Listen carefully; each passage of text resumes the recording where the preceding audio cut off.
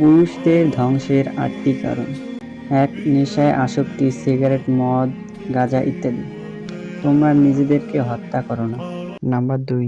কাঁচা হলুদ ও লাল কালারের পোশাক পরিধান করা। নাম্বার ৩. পুরুষ হয়ে গোল্ড মানে সোনা ব্যবহার করা। নাম্বার ৪. যেসব পুরুষ নারীদের সাজগোজ অনুসরণ করে, নাক কান ফোঁটা করে। নাম্বার ৫. সিল্কের পোশাক পরিধান করা। নাম্বার ৬. যেসব পুরুষ টাকনুর নিচে প্যান্ট পরিধান করে। রাসূলুল্লাহ সাল্লাল্লাহু আলাইহি ওয়াসাল্লাম বলেছেন, এটা জাহান্নামী পুরুষের লক্ষণ।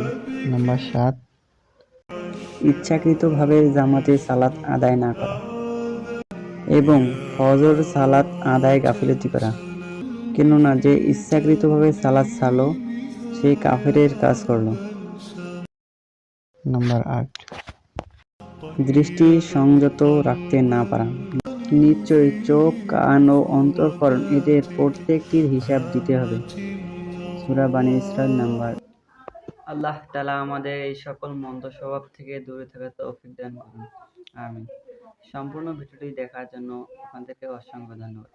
সবাই ভালো থাকবেন, সুস্থ থাকবেন। আল্লাহ হাফেজ।